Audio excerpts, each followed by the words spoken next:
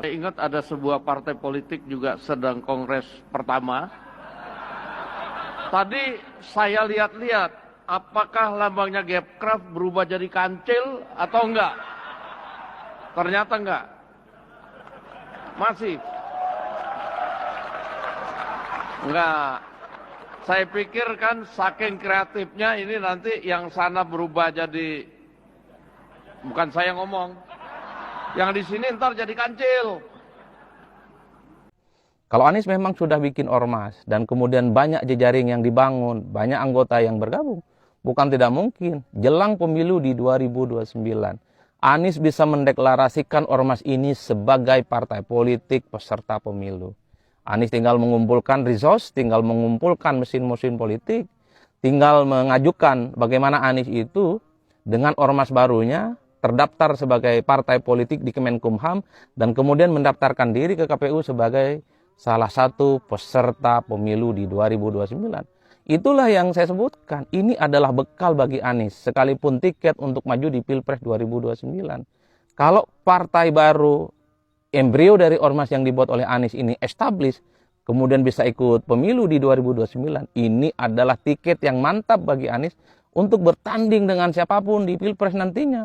Bisa bertanding melawan Prabowo, bisa bertanding melawan Gibran, bisa bertanding melawan AHY, bisa bertanding mungkin melawan Puan Maharani, atau siapapun nantinya yang bertanding di Pilpres. Artinya, dengan ormas baru ini yang kemudian bertransformasi jadi partai politik, syaratnya bisa ikut pemilu, Anies itu bisa menantang siapapun calon-calon presiden di masa yang akan datang. Karena dengan adanya putusan Mahkamah Konstitusi yang baru, bahwa partai politik yang bisa ikut pemilu, baik dia nggak lolos ke parlemen, atau baru ikut pemilu, atau mereka yang sudah lama lolos ke parlemen, boleh dia mencalonkan diri sebagai calon presiden. Mantap. Saya kira Anies kalau punya mimpi untuk menjadi pemimpin di Republik ini, merawat harapannya ingin jadi presiden di Republik ini, ormas saya kira menjadi pilihan rasional bagi Anies untuk mengukur bagaimana kekuatan politiknya. Ormas ini kemudian secara perlahan dijadikan partai politik kendaraan Anies untuk maju di Pilpres.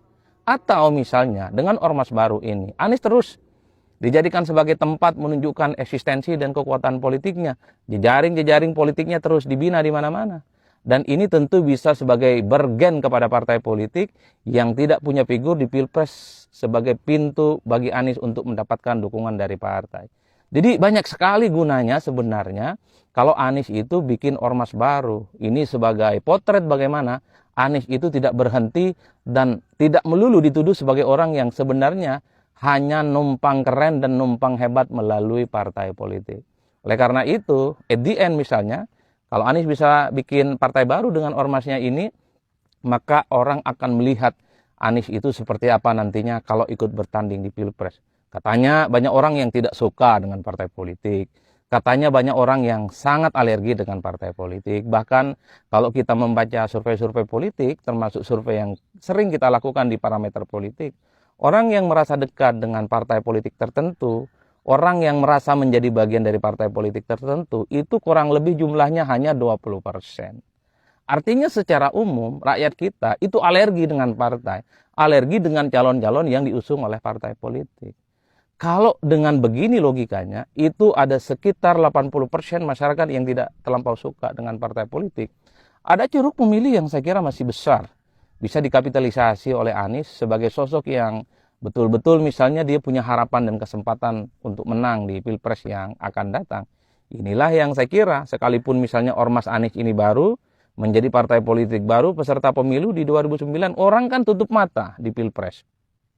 Bukan seberapa banyak dia didukung oleh partai, bukan seberapa panjang dia diusung oleh partai politik, tapi publik melihat dalam kontestasi Pilpres itu adalah figur-figur yang bertanding.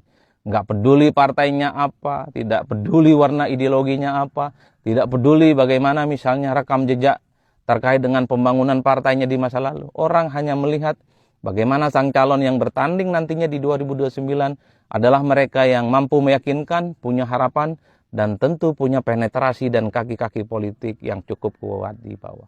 Itulah yang kemudian membuat kenapa belakangan ini desakan, saran, dan harapan supaya Anies segera membentuk ormas baru diletakkan dalam konteks bahwa Anies ini satu Konon disebut sebagai orang yang cukup potensial, jadi syarat untuk menjadi pemimpin nasional sudah terpenuhi, populer dan pintar, sekolahnya bagus, mantan rektor, dan kemudian adalah aktivis HMI, dan seterusnya dan seterusnya. Anies dinilai punya kekuatan, punya popularitas dan elektabilitas tinggi. Kalau betul ini adanya, sayang kalau kemudian tidak diakomodir oleh Anies melalui satu organisasi, satu ormas baru yang nantinya bisa menjadi partai politik sebagai kendaraan Anies untuk bertanding di pilpres yang masa yang akan datang. Halo teman-teman, berjumpa bersama saya di Politik Dangi. Teman-teman, kemarin ya ada kongres PSI dan ini pemilihan ketua umum, yaitu dan Kaisang kembali terpilih menjadi ketua umum PSI, teman-teman. Nah, yang menarik adalah ketika logo PSI itu dirubah ya menjadi gambar gajah. Dan ini membuat kaget publik, teman-teman. Yang lambang pertama itu adalah bunga ya dan nuansa merah. Dan kali ini gajah tersebut ada merahnya sedikit namun lebih banyak hitamnya, teman-teman. Nah, petinggi daripada Partai Gerindra yaitu Dasko, teman-teman, ini menyindir PSI ya. Katanya sih ganti logo seperti itu ya. Ini membuat tegang politik ya. Bagaimana partai sebesar Gerindra, yaitu Dasko, teman-teman. Dasko ini adalah wakil ketua umum ya, atau ketua harian Partai Gerindra saat ini, wakil DPR, dan orang yang sangat berpengaruh di Gerindra ya. Dan sangat berpengaruh juga karena tangan kanan Prabowo Subianto. Nah, yang menjadi viral adalah ketika Dasko ini mengatakan di sebuah acara ya tentang pergantian logo, ada yang tidak berubah jadi kancil kan ya, begitu kata Dasko, teman-teman. Ini pasti menyindir daripada PSI yang mengubah logonya, teman-teman. Terlepas dari itu, bagaimana Anies Baswedan bekerja keras ya, beliau sekarang membuat ormas ya, dan harapannya ormas tersebut akan menjadi sebuah partai. Apa yang dianalisa oleh Adi Praitno itu memang luar biasa. Bagaimana Adi Praitno menganalisa bahwa partai Anies ini akan menjadi partai yang besar ketika ormas tersebut menjadi partai nanti. Dan namanya pun sangat luar biasa, Gerakan Rakyat ya. Gerakan Rakyat, teman-teman. Ini kalau Gerakan Rakyat ini menjadi sebuah partai, saya yakin bahwa itu akan mengalahkan PSI ya. Sebab nama PSI aja beberapa kali pemilu itu tidak pernah lolos di Senayan ya.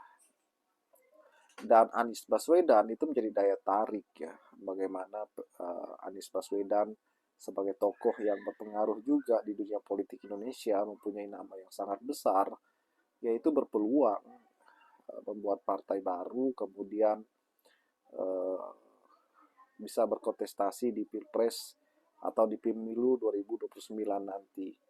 Dan kita yakin Anies Baswedan akan menang di Pilpres nanti. Bagaimana menurut kalian?